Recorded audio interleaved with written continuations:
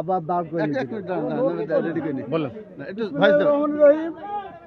আজকে নির্বাচনের পরে 5ই আগস্টের পরে এই বোর্ডে সার্গিদুল সে অবৈধভাবে প্যানেল চেয়ারম্যানের তার কোনো কাগজপত্র নেই, কিছু নেই, সে অবৈধভাবে দায়িত্ব পালন করছে এবং জোরপূর্বকভাবে বিজেপির যা মাল আসছে ইতিপূর্বে যত টিআর কাবিকা যত মাল এসেছে সেই মাল তিনি আত্মসাৎ করেছেন এবং কোনো জনগণের কোনো অধিকার আদায় করতে দেয়নি এবং গরিব দুঃখী অসহায় মানুষরা কোনো মাল পায়নি। তাই আমরা রায়পুর ইউনিয়ন বিএনপির পক্ষ থেকে আমরা এই গরিব দুঃখী অসহায় মানুষের এই মাল সঠিকভাবে মানুষের দ্বারে পৌঁছে দেওয়ার জন্য আমরা এই মাল ওদেরকে খেতে দেব না, এই মাল আত্মসাৎ করতে দেব না। এই মাল মানুষের মাঝে রায়পুর ইউনিয়নের 16টা গ্রামে দরিদ্র অসহায় মানুষকে এই মাল পৌঁছে দেওয়ার জন্য ভিজিএফ ভাঙার কথা ছিল। ভিজিএফটা ভাঙিয়েছে মুষ্টিমেয় কয়েকজনকে সাথে করে, ইতিপূর্বে এইভাবেই সে ভাঙে, 2-4জনকে সাথে করে ভিজিএফ ভেঙে দেয়।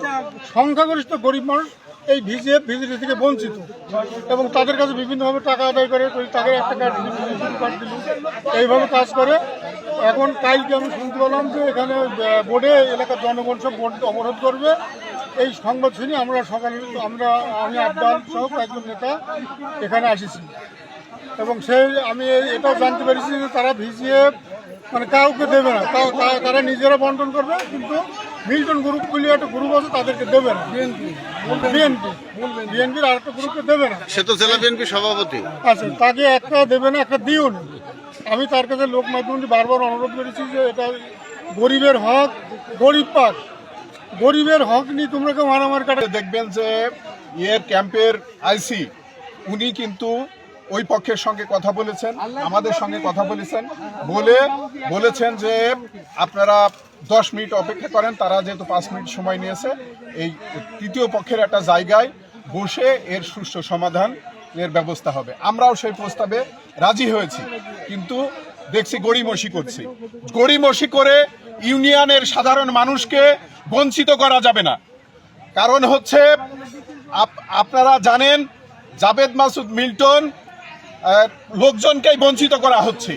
আমরা এর প্রতিবাদ করব, এর আইনানুগ যেখানে যে সুরাহা হবে আমরা সেই সুরাহা করার জন্য আমরা সব সময় প্রস্তুত আছি এবং আমরা সুরাহা করেই ছাড়ব। আচ্ছা, কি ব্যাপারটা কি লোকের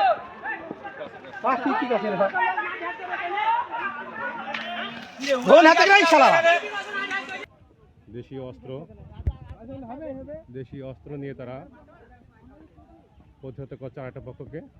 পুলিশ প্রশাসন এসছেন দুই পক্ষে।